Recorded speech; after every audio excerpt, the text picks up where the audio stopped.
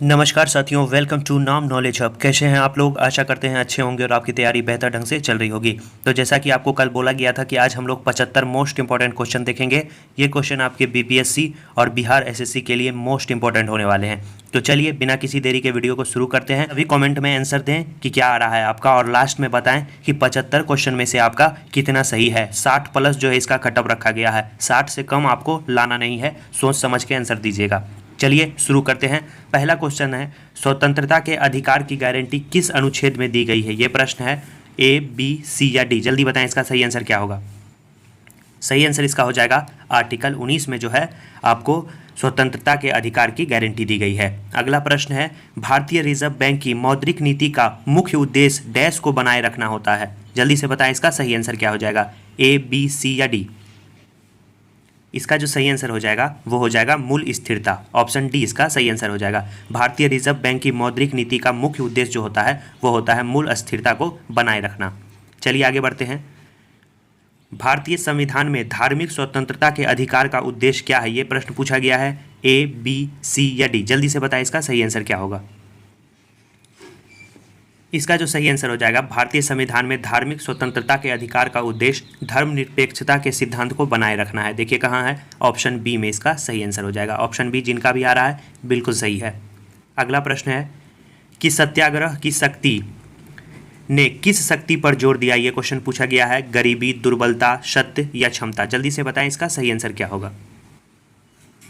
इसका जो सही आंसर हो जाएगा वो हो जाएगा सत्य। सत्याग्रह की शक्ति ने जो है सत्य पर जोर दिया है। ऑप्शन बी जिनका भी आ रहा है बिल्कुल सही है। अगला प्रश्न है, दो अस्पा और सिंह अस्पा पद्धति के प्रवर्तक कौन थे? ये प्रश्न पूछा गया है। तो बताइए इसका सही आंसर क्या होगा। इसका जो सही आंसर हो जाएगा वो हो जाएगा जहांगीर। आपको पता होना चाहिए, हालांकि मनसबदारी प्रथा की शुरुआत आपको अकबर ने कर दी थी, लेकिन जहांगीर ने मनसबदारी प्रथा में दो अस्पा सिंह अस्पा पद्धति को लागू किया था। सही आंसर बी हो जाएगा। अगला प्रश्न है, एक भारतीय राज्य का शासक जिसने फ्रांसीसियों के साथ मित्रता की वो कौन था? ये क्वेश्चन पूछा गया है। ए, बी, सी या डी? बताएं इसका सही आंसर क्या होगा। इसका जो सही आंसर हो जाएगा वो आपको हो जाएगा टीपू सुल्तान। टीपू सुल्तान के बारे में आपको पता ही होगा कि फ्रांस का एक जो गुट था जिसका नाम था जैकोबियन दल, उसी का सदस्य भी था टीपू सुल्तान। तो याद रखना इसका सही आंसर ऑप्शन डी हो जाता। अगला प्रश्न हम लोग देखेंगे आपका, जलियांवाला बाग हत्याकांड कहाँ हुआ था? ये प्रश्न पूछा गया है। काफ़ी इजी प्रश्न है। जल्दी से बताएं इसका सही आंसर क्या होगा। सही आंसर इसका हो जाएगा पंजाब। 13 अप्रैल 1919 को जो है पंजाब के अमृतसर में जो है जलियांवाला बाग हत्याकांड हुआ था। याद रखना है ऑप्शन डी। अगला प्रश्न है, भारतीय राष्ट्रीय कांग्रेस के प्रथम मुस्लिम अध्यक्ष कौन थे? ए, बी, सी या डी? सही आंसर इसका हो जाएगा बदरुद्दीन तैयब जी। ऑप्शन सी जिनका भी आ रहा है बिल्कुल सही है। इन्होंने जो है कांग्रेस के तीसरे यानी मद्रास अधिवेशन में 1887 ईस्वी में अध्यक्षता की थी, और ये जो है कांग्रेस के पहले मुस्लिम अध्यक्ष थे। बात करें दूसरे मुस्लिम अध्यक्ष की तो वो थे आपके रहीमतुल्लाह सियानी। याद रखना है रहीमतुल्लाह सियानी। इसका जो सही आंसर हो जाता वो हो जाता ऑप्शन सी। अगला प्रश्न है, कम्युनिस्ट इंटरनेशनल के प्रमुख के रूप में सर्वप्रथम कौन से भारतीय निर्वाचित हुआ था? ये प्रश्न पूछा गया है। ए, बी, सी या डी? आपको बताना है इसका सही आंसर क्या होगा। सही आंसर इसका हो जाएगा एम.एन. राय। क्या हो जाएगा? एम.एन. राय। ऑप्शन ए इसका सही आंसर हो जाएगा। भारत के साम्यवादी दल के संस्थापक एम.एन. राय थे, और इन्होंने जो है 1919 में, याद रखना है 1919 में मैक्सिको में एक आपको रूसी बोल्शेविक क्रांति मिखाइल बोरोडीन के संपर्क में आए तथा कम्युनिस्ट इंटरनेशनल की दूसरी अधिवेशन की अध्यक्षता करने वाले पहले भारतीय बने थे। तो इसका सही आंसर हो जाएगा ऑप्शन ए। चलिए आगे बढ़ते हैं हम लोग।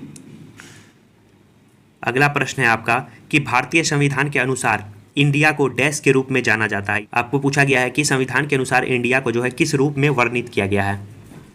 तो सही आंसर इसका हो जाएगा भारत। ऑप्शन सी जिनका भी आ रहा है बिल्कुल सही है। अगला है प्रश्न, परिवहन का सबसे सस्ता साधन क्या है? ये क्वेश्चन पूछा गया है। आपको बताना है इसका सही आंसर क्या होगा। सही आंसर इसका हो जाएगा जलमार्ग। ऑप्शन ए इसका सही आंसर हो जाएगा। अगला प्रश्न है, ओंटुथुल्लल नृत्य शैली किस राज्य से संबंधित है? यह प्रश्न पूछा गया है। ए, बी, सी, डी? आपको बताना है इसका सही आंसर क्या होगा। सही आंसर इसका हो जाएगा केरल राज्य से संबंधित है। याद रखना है केरल। अगला है, उकाई परियोजना किस राज्य से संबंधित है? ए, बी, सी या डी? जल्दी से बताएं इसका सही आंसर क्या होगा। इसका सही आंसर आपको हो जाएगा उकाई परियोजना गुजरात से संबंधित है। याद रखना है ऑप्शन डी इसका सही आंसर हो जाएगा। साथियों वीडियो अच्छा लग रहा है, वीडियो को लाइक कर दीजिए, चैनल को जल्द से जल्द सब्सक्राइब करके 12,000 को पूरा कर दीजिए। अगला है प्रश्न कि निम्न में से कौन सा सबसे विध्वंसात्मक है? आपको पूछा गया है ए, बी, सी या डी। जल्दी से बताएं इसका सही आंसर क्या होगा। सही आंसर इसका हो जाएगा हरिकेन। क्या हो जाएगा? हरिकेन। ऑप्शन बी इसका सही आंसर हो जाएगा। उष्णकटिबंधीय का ये तूफान है और ये पूर्वी प्रशांत महासागर में मैक्सिको, ग्वाटेमाला, आपको निकारागुआ, कोस्टारिका और पनामा के तटवर्ती भागों में उत्पन्न होता है। तो याद रखना है, ऑप्शन बी इसका सही आंसर हो जाएगा। अगला प्रश्न है कि हवा के वास्तविक जलवाष्प की मात्रा को क्या कहा जाता है? तो इसे कहा जाता है अपेक्षिक आर्द्रता। ऑप्शन सी बिल्कुल सही जवाब है। अगला प्रश्न है बिहार में किस तिथि, देखिए बिहार स्पेशल के भी क्वेश्चन आपको इसमें मिलते हुए चलेंगे।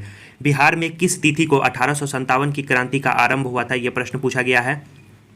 तो इसका जो आरंभ हुआ था वो 12 जून 1857 को हुआ था। ऑप्शन ए इसका सही आंसर हो जाएगा। आपको पता होना चाहिए बिहार में 12 जून 1857 को देवघर जिले, जो अभी वर्तमान में झारखंड में स्थित है, वहाँ का एक गांव है रोहिणी गांव, वहाँ पर सैनिकों के विद्रोह से इसकी शुरुआत हो गई थी। तो याद रखेंगे ऑप्शन ए। अगला प्रश्न है आपका कि पुस्तक और film the accidental prime minister के मुख्य किरदार कौन है, ये क्वेश्चन पूछा गया है। सही आंसर इसका हो जाएगा डॉक्टर मनमोहन सिंह जो है इसके मुख्य किरदार है। Option A. अगला प्रश्न है कि आइसोहाइट वो रेखाएं हैं जो जोड़ती है, किसे जोड़ती है? ए, बी, सी या डी। जल्दी से बताएं इसका सही आंसर क्या होगा। इसका जो सही आंसर आपको 18 नंबर का हो जाएगा वो हो जाएगा सी। सम वर्षा वाली जगहों को जो जोड़ती है उसे हम लोग आइसोहाइट रेखाएं कहते हैं। ऑप्शन सी इसका सही आंसर हो जाता।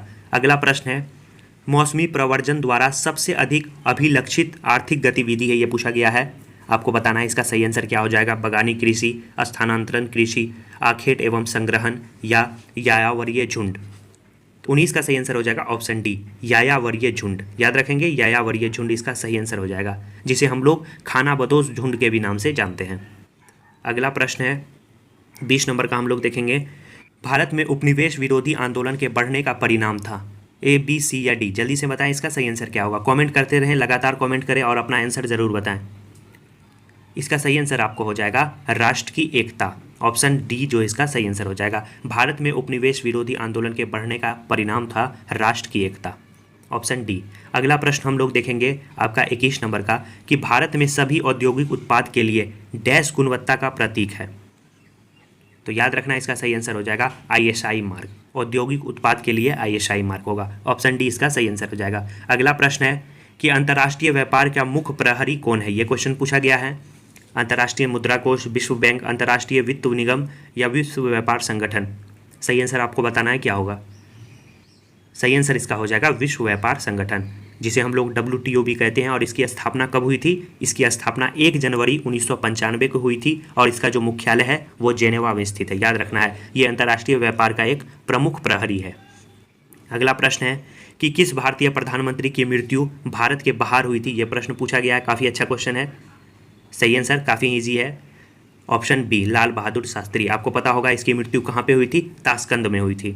अगला प्रश्न है कि भारतीय संविधान की 8वीं अनुसूची में डैश भाषाएं सम्मिलित है, ये प्रश्न पूछा गया है। सही आंसर इसका हो जाएगा आपको 22 भाषाएं। ऑप्शन बी इसका सही आंसर हो जाएगा। अगला क्वेश्चन है बहिर्वेधी चट्टानें एक प्रकार की डैश होती है, ये क्वेश्चन पूछा गया है। ए, बी, सी या डी। जल्दी से बताएं इसका सही आंसर क्या हो जाएगा। इसका जो सही आंसर हो जाएगा आग्नेय चट्टान।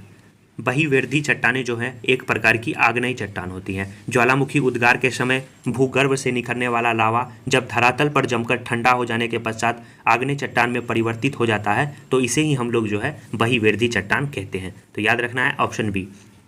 भारत के केंद्र शासित प्रदेशों का गठन इसलिए किया गया क्योंकि वे डैश हैं।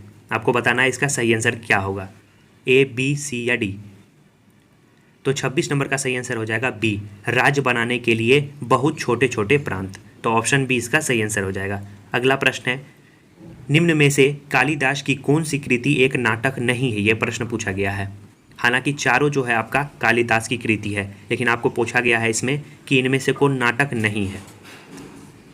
तो इसका जो सही आंसर हो जाएगा वो आपको हो जाएगा 27 नंबर का ऑप्शन बी मेघदूत। मेघदूत जो है एक आपका ऋतु संहार काव्यखंड है, जबकि आपका ये जो है अभिज्ञान शकुंतलम, विक्रमोशियम, मालविकाग्नि मित्रम, ये सब जो है आपका नाटक है। तो सही आंसर इसका आपको क्या हो जाएगा, ऑप्शन बी। 28 नंबर के क्वेश्चन को अब हम लोग देखते हैं कि उड़ीसा नृत्य का जो है पूर्ववर्ती नाम क्या है, ये क्वेश्चन पूछा गया है। पूर्ववर्ती रूप पूछा गया है क्या है, तो आपको बताना है इसका सही आंसर क्या होगा। इसका जो सही आंसर आपको हो जाएगा 28 नंबर का, वो हो जाएगा गोतीपुआ। ऑप्शन सी इसका सही आंसर हो जाएगा। अगला प्रश्न है, अयोध्या पहाड़ किस राज्य में स्थित है? अच्छा क्वेश्चन है, बताएं इसका सही आंसर क्या होगा। 29 नंबर का प्रश्न है ये।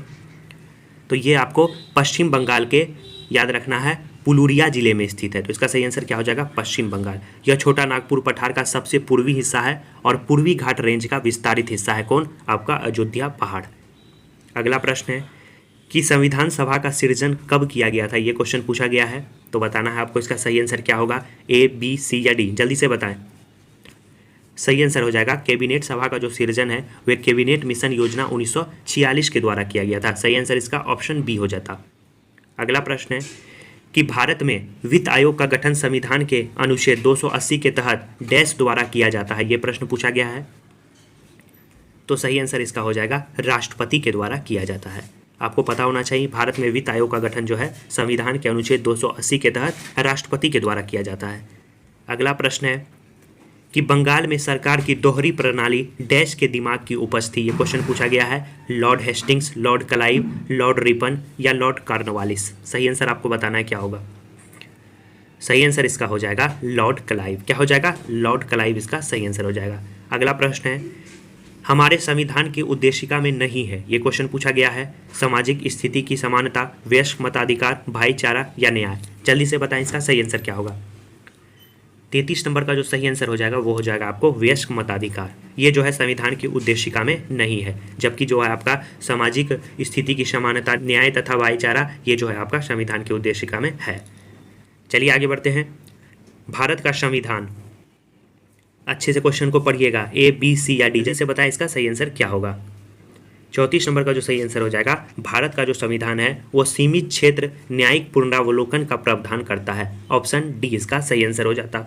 अगला प्रश्न है कि बिहार के मुजफ्फरपुर में होम रूल लीग की स्थापना किसके द्वारा की गई थी? ये क्वेश्चन पूछा गया है। आपको बताना है इसका सही आंसर क्या होगा।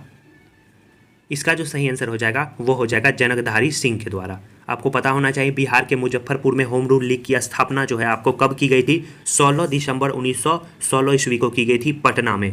और इसकी जो अध्यक्षता की गई थी वो आपको किसके द्वारा की गई थी? मौलाना मजरूल हक के द्वारा की गई थी। लेकिन अगर आपको पूछे कि स्थापना किसके द्वारा की गई थी तो वो आपको याद रखना है जनकधारी सिंह के द्वारा जो इसकी स्थापना की गई थी। चलिए आगे बढ़ते हैं। कैमूर पठार किसके लिए प्रसिद्ध है? ये प्रश्न पूछा गया है। तो कैमूर पठार आपको कहाँ है? तो ये बिहार में स्थित है और यह मुख्य रूप से चूना पत्थर के लिए प्रसिद्ध है। ऑप्शन बी इसका सही आंसर हो जाएगा। अगला प्रश्न है कि भारतीय संविधान में उल्लेखित मूल कर्तव्यों की संख्या कितनी है? ये क्वेश्चन पूछा गया है। सही आंसर आपको हो जाएगा 11। भारतीय संविधान के मूल कर्तव्यों की संख्या कितनी है? 11 है। अगला प्रश्न है कि निम्न में से कौन सा उद्योग चूना पत्थर को कच्चे माल के रूप में प्रयुक्त करता है? ये क्वेश्चन पूछा गया है। सही आंसर आपको बताना है ए, बी, सी या डी? जल्दी से बताएं। सही आंसर इसका हो जाएगा सीमेंट उद्योग जो है आपको याद रखना है चूना पत्थर कच्चे माल के रूप में प्रयुक्त होता है। Option B. अगला प्रश्न हम लोग देखेंगे, आपका है 39 नंबर का, कि पाल वंशीय प्रथम राजा के बारे में पूछा गया है कि पाल वंश के पहले राजा कौन थे? काफ़ी इजी क्वेश्चन है। तो सही आंसर इसका हो जाएगा आपको गोपाल। गोपाल जो थे वो पाल वंश के पहले राजा थे। अगला प्रश्न है उदंतपुरी विश्वविद्यालय की स्थापना किस पाल वंशीय राजा ने करवाई थी? ये क्वेश्चन पूछा गया है। तो इसका जो सही आंसर हो जाएगा वो हो जाएगा पाल वंश के पहले ही संस्थापक जो थे गोपाल, उन्हीं के द्वारा उदंतपुरी विश्वविद्यालय की स्थापना कराई गई थी। तो ऑप्शन डी इसका सही आंसर हो जाएगा। अगला क्वेश्चन है कि विक्रमशिला विश्वविद्यालय के संस्थापक कौन है? ये क्वेश्चन पूछा गया है। सही आंसर इसका हो जाएगा कि विक्रमशिला विश्वविद्यालय के जो संस्थापक है वो पाल वंशीय राजा हैं धर्मपाल। याद रखना है धर्मपाल। Option A. मुंगेर को अपनी राजधानी बनाने वाला पाल शासक कौन था? देखिए पाल से 3-4 क्वेश्चन आ गए हैं तो आपका रिवीजन भी होता चला जाएगा। तो सही आंसर इसका हो जाएगा कि देवपाल ने जो है मुंगेर को सबसे पहले अपनी राजधानी बनाया था। उसने प्रतिहार शासक मिहिर भोज को पराजित किया था। तो इसका सही आंसर आपको क्या हो जाएगा? देवपाल। अगला प्रश्न है 2011 की जनगणना के अनुसार भारत की जनसंख्या विश्व की जनसंख्या की लगभग कितना परसेंट है? ये क्वेश्चन पूछा गया है। तो जनसंख्या के मामले में भारत का जो है विश्व में दूसरा स्थान है। और अगर बात करें कि विश्व की जनसंख्या का कुल कितना परसेंट भारत अपने पास रखता है तो वो रखता है आपको 17.5%। ऑप्शन सी जिनका भी आ रहा है बिल्कुल सही जवाब है। अगला है कि मीरा सेठ समिति का संबंध किससे था? यह प्रश्न पूछा गया है। सही आंसर आपको बताना है ए, बी, सी या डी? तो साथियों सभी अच्छे प्रकार के क्वेश्चन आपको दिए हैं ताकि आपका अच्छा खासा रिवीजन भी हो जाए। प्रतिदिन जो है शाम के 6:30 बजे जो है आप जरूर इस चैनल से जुड़ जाएं, आपका रिवीजन अच्छा खासा होने वाला है। तो सही आंसर इसका जल्दी बताएं आप क्या हो जाएगा। सही आंसर इसका हो जाएगा हथकरघे के विकास से है। तो मीरा सेठ समिति का संबंध किससे है? हथकरघे के विकास से, ऑप्शन ए। अगला है प्रश्न है आपका मॉस्ट्रीज संधि का मुख्य उद्देश्य क्या था? ये क्वेश्चन पूछा गया है, ए, बी, सी या डी। जल्दी से बताएं इसका सही आंसर क्या होगा। सही आंसर इसका हो जाएगा यूरोप का एकीकरण। मॉस्ट्रीज संधि का जो मुख्य उद्देश्य था वो यूरोप का एकीकरण करना था। तो मॉस्ट्रीज संधि कब हुआ था ये भी कभी कभी क्वेश्चन पूछ देता है, तो याद रखना है 1992 ईस्वी में, याद रखना है, अच्छा क्वेश्चन है। अगला है कि भारत में थोक मूल्य सूचकांक का आधार वर्ष अब क्या है? ये प्रश्न पूछा गया है। सही आंसर आपको बताना है इसका क्या होगा। सही आंसर इसका हो जाएगा 2011-12, ऑप्शन डी इसका सही आंसर हो जाएगा। अगला प्रश्न है आपका कि पाल काल में श्रीनगर भुक्ति किसे कहा जाता था? यह प्रश्न पूछा गया है कि पाल काल में श्रीनगर भुक्ति किसे कहा जाता था। आपको बताना है इसका सही आंसर क्या होगा। विदेह, वैशाली, अंग या मगध। बताएं इसका सही आंसर क्या होगा। इसका जो सही आंसर हो जाएगा वो हो जाएगा मगध। पाल काल में जो है श्रीनगर भुक्ति के नाम से मगध को जाना जाता था, याद रखना है, ऑप्शन डी। मोनाजाइट रेत में निम्नलिखित में से कौन सा खनिज पाया जाता है? यह प्रश्न पूछा गया है, ए, बी, सी या डी। जल्दी से बताएं इसका सही आंसर क्या होगा। इसका जो सही आंसर हो जाएगा वो आपको हो जाएगा थोरियम। क्या हो जाएगा? थोरियम। मोनाजाइट रेत में जो है थोरियम खनिज पाया जाता है। अगला प्रश्न, भारत में किस तरह की अर्थव्यवस्था है? ए, बी, सी या डी। काफ़ी इजी क्वेश्चन है, बार बार एग्जाम में पूछे जाते हैं। तो सही आंसर इसका हो जाएगा मिश्रित। भारत में जो है मिश्रित अर्थव्यवस्था है, ऑप्शन सी इसका सही आंसर हो जाएगा। अगला प्रश्न हम लोग देखते हैं आपका 50 नंबर का, निम्न में से कौन सा अधात्विक खनिज है? ये प्रश्न पूछा गया है, ए, बी, सी या डी। तो सही आंसर इसका हो जाएगा अबरख। अबरख जो है अधात्विक खनिज है, ऑप्शन बी जिनका भी आ रहा है बिल्कुल सही है। तो 50 क्वेश्चन हम लोगों ने देख लिया। अब हम लोग 51 क्वेश्चन देखते हैं। शैवाल मानव जाति के लिए उपयोगी है क्योंकि ये। पढ़िए क्वेश्चन को अच्छे से और जल्दी से इसका आंसर दीजिए। सही आंसर इसका हो जाएगा क्योंकि ये ऑक्सीजन के निर्माण में सहायक होते हैं, ऑप्शन ए इसका सही आंसर हो जाएगा। शैवाल मानव जाति के लिए इसलिए उपयोगी है क्योंकि वे ऑक्सीजन के निर्माण में सहायक देते हैं, ऑप्शन ए। पर्यावरण की रक्षा के लिए 3 आर हैं, कौन कौन से 3 आर हैं आपको बताना है। अच्छा क्वेश्चन है, अच्छे से पढ़ें और इसका सही आंसर दें। सही आंसर इसका हो जाएगा आपको रिड्यूस, देखिए कहाँ पे है, रिड्यूस, और उसके बाद आपको रिसाइकल, उसके बाद रीयूज।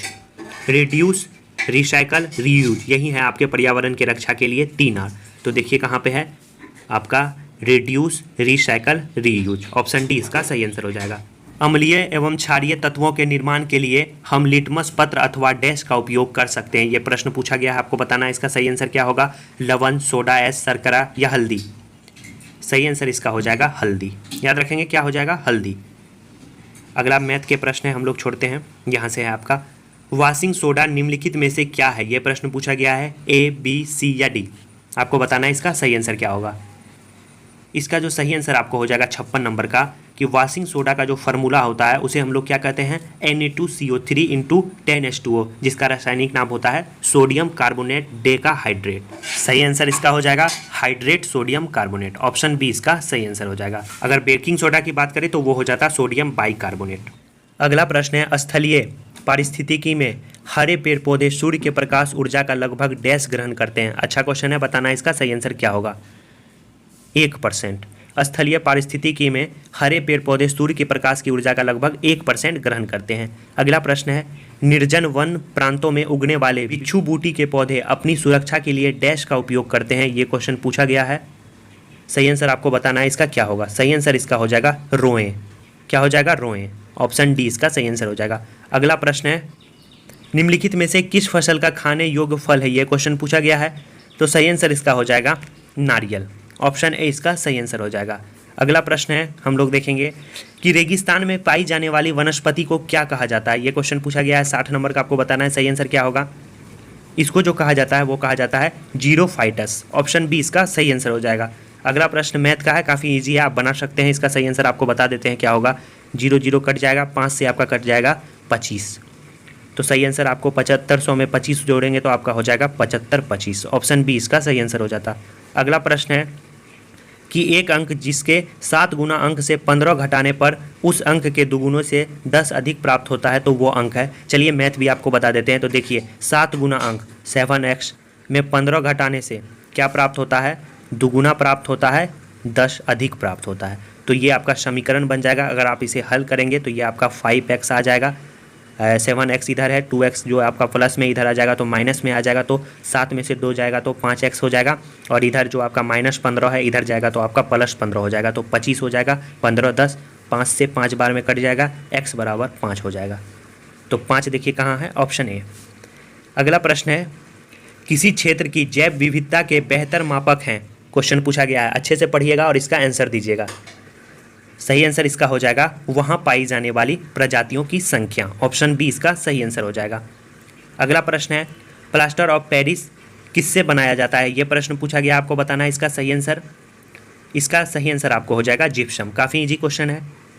अगला प्रश्न है, देखिए मैथ का है, बता देते हैं आपको कि ए और बी एक कार्य को समाप्त करने में 4 दिन लेते हैं। ए अकेला इस काम को 12 दिन में समाप्त कर सकता है, बी अकेले कितने दिन में इस काम को समाप्त करेगा। तो इजी क्वेश्चन है, आपको बताते हैं इसका सही आंसर क्या हो जाएगा। सबसे पहले हम लोग देखेंगे ए और बी किसी कार्य को 4 दिन में समाप्त करता है, ए अकेले 12 दिन में समाप्त करता है, और बी अकेले कितने दिन में करेगा। तो 12 में से 4 गया, क्या बचा 8, 4 से 4 दूनी 8, 2 से 2 छक्का 12, तो 6 इसका सही आंसर हो जाएगा, ऑप्शन सी। काफ़ी ईजी है, मैथ के भी क्वेश्चन आपको बताते हुए चलेंगे, आपका रिविजन भी होता चला जाएगा। अगला प्रश्न है कि एक यंत्र जिसका उपयोग परिपथ में विद्युत धारा को मापने के लिए किया जाता है, उसे हम लोग क्या कहते हैं। तो उसे हम लोग कहते हैं, याद रखना है, एमीटर, ऑप्शन डी इसका सही आंसर हो जाएगा। अगला प्रश्न है कि स्वाद में खट्टे खाद्य पदार्थों की प्रकृति होती है, ये क्वेश्चन पूछा गया है, क्षारीय, उदासीन, क्षारीय या अम्लीय। सही आंसर इसका हो जाएगा अम्लीय। खट्टे स्वाद की जो प्रकृति होती है वो अम्लीय होती है। अम्ल का जो पीएच मान होता है वो 7 से कम होता है। अगला प्रश्न है कि घेंघा किस ग्रंथि को बढ़ने का कारण होता है। घेंघा किस ग्रंथि के बढ़ने का कारण होता है, ये क्वेश्चन पूछा गया है। सही आंसर इसका हो जाएगा थायराइड ग्रंथि, ऑप्शन ए, जिसे हम लोग अवटु ग्रंथि भी कहते हैं। अगला प्रश्न है, एस्पिरिन का रासायनिक नाम क्या है, ये प्रश्न पूछा गया है। ए, बी, सी या डी, जल्दी से बताएं इसका सही आंसर क्या होगा।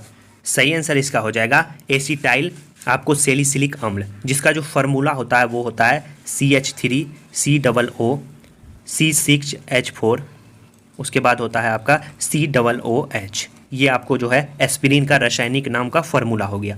अगला है, आतिशबाजी में हरा रंग निम्नलिखित में से किसकी उपस्थिति के कारण होता है। अच्छा क्वेश्चन है, बार बार एग्जाम में पूछता है और काफ़ी इजी ही क्वेश्चन है। बेरियम, याद रखना है, बेरियम की उपस्थिति के कारण। और बात करें कि लाल रंग पूछ दिया जाए तो लाल रंग जो होता है वो होता है स्टांसियम के आपको उपस्थिति के कारण। मैथ के क्वेश्चन है 72 नंबर के, चेन्नई और पुडुचेरी के बीच 10 टैक्सी चलती है, कितने तरीके से एक्स चेन्नई से पुडुचेरी जाकर भिन्न टैक्सियों द्वारा वापस आ सकता है। तो देखिए 10 टैक्सी चलता है, इसका फार्मूला होता है n-1। तो इसका जो देखते हैं हम लोग हल करते हैं, क्या हो जाएगा 10 और गुना यहाँ हो जाएगा 9, 90। तो 90 इसका सही आंसर हो जाएगा। अगला प्रश्न है 73 नंबर का प्रश्न भी है, ये आपको जो है प्रायिकता से प्रश्न पूछा गया है, इसका जो है आपको आंसर कमेंट में देना है क्या होगा। अगला प्रश्न है कि कैटेनेलस का गुण किसमें सबसे अधिक आसानी से प्रबल होता है, ये क्वेश्चन पूछा गया है, आपको बताना है सिलिकॉन, कार्बन, गंधक या नाइट्रोजन। सही आंसर इसका हो जाएगा आपको कार्बन, ऑप्शन सी इसका सही आंसर हो जाएगा। अगला प्रश्न है 75 नंबर का क्वेश्चन है कि मनुष्य में आमतौर पर गुणसूत्रों के जोड़ों की संख्या कितनी होती है। तो जोड़ों की संख्या 22 होती है, ऑप्शन बी इसका सही आंसर हो जाएगा। अगला प्रश्न हम लोग देखेंगे कि 1.5 मीटर लंबे व्यक्ति को अपना संपूर्ण प्रतिबिंब देखने के लिए आवश्यक दर्पण की न्यूनतम कितनी लंबाई चाहिए, ये क्वेश्चन पूछा गया है। तो आपको पता ही होगा कि दर्पण में यदि कोई व्यक्ति अपना पूरा प्रतिबिंब देखना चाहता है तो दर्पण की न्यूनतम ऊंचाई व्यक्ति की ऊंचाई की आधी होनी चाहिए। तो अतः जो है आपको पूछा गया है कि इतना जो है आपका व्यक्ति की लंबाई है 1.5 मीटर, तो दर्पण की लंबाई पूछा गया है, तो दर्पण की लंबाई इसकी आधी हो जाएगी। तो 1.5 का बटे हम लोग 2 करते हैं, अगर आप इसे कटाएंगे तो आपका आ जाएगा 0.75 मीटर। तो ऐसे भी प्रकार के क्वेश्चन आपके एग्जाम में पूछ दिए जाते हैं। तो सही आंसर क्या हो जाएगा, ऑप्शन बी। कुछ बीच में आपके मैथ के प्रश्न भी आ गए थे, तो इसीलिए हम लोग जो है मैथ के प्रश्न को काउंट नहीं किए हैं, ऐसे आपका जो है 75 प्रश्न पूरने वाला है। तो निम्नलिखित में से कौन सा आवेश रहित है, यह प्रश्न पूछा गया है। सही आंसर आपको बताना है क्या होगा। सही आंसर इसका हो जाएगा न्यूट्रॉन। न्यूट्रॉन जो है आवेश रहित है। अगला प्रश्न आरोही क्रम में पूछा गया है, तो इसका सही आंसर आपको ही बता देते हैं। इसका सही आंसर क्या हो जाएगा? सही आंसर इसका हो जाएगा √2, आपका ये हो जाएगा सही आंसर, ऑप्शन ए। अगला प्रश्न हम लोग देखते हैं कि पारिस्थितिकी के निर्माण में शामिल होते हैं ए, बी, सी या डी। बताएं इसका सही आंसर क्या होगा? पारिस्थिति के जो निर्माण में सहायक होते हैं जीवित जीव तथा भौतिक कारक दोनों शामिल होते हैं। देखिए कहाँ पे है, ऑप्शन सी इसका सही आंसर हो जाएगा। अगला प्रश्न है और आज का लास्ट प्रश्न है। 75 क्वेश्चन आपके कंप्लीट हो जाएंगे। बीच में आपके मैथ के भी क्वेश्चन थे, 10 क्वेश्चन लगभग मैथ के थे, जो 75 10 कितना हो जाता है 85। 75 मिक्स क्वेश्चन में आपको बताना है आपका स्कोर क्या आया। सभी सजीव जीवों को हिटेकर द्वारा प्रस्तावित प्रणाली के तहत कितने समूह में वर्गीकृत किया गया है, ये प्रश्न पूछा गया, आपको बताना है। इसका सही आंसर क्या हो जाएगा? इसका सही आंसर हो जाएगा 5 वर्ग में। क्या हो जाएगा? 5 वर्ग में। कौन कौन से 5 वर्ग, ये भी क्वेश्चन पूछ दिया जाता है, तो याद रखेंगे मोमेरा जगत, प्रोस्टिटा जगत, कवक जगत, पादप जगत और जंतु जगत। तो इसका सही आंसर क्या हो जाएगा? 5। तो 75 क्वेश्चन आपके कंप्लीट हो गए हैं, 10 आपके मैथ के क्वेश्चन कंप्लीट हो गए हैं। वीडियो कैसा लगा? वीडियो अच्छा लगा वीडियो को ज़रूर लाइक कर दीजिए, चैनल को तो सब्सक्राइब कर ही दीजिएगा और अपना स्कोर कमेंट में ज़रूर बताएं। चलिए मिलते हैं कल और शानदार प्रश्नों के साथ हम लोग फिर से इस चैनल पे। तब तक के लिए धन्यवाद साथियों।